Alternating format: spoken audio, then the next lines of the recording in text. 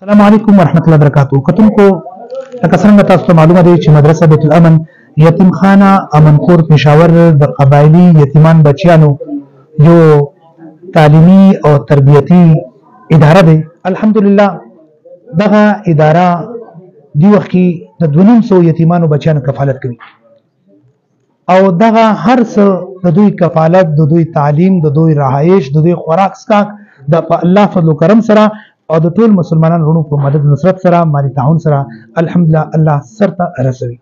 دې ځل هم رمضان مبارک میاشت کې زموږ تاسو ټولو نه دا خواست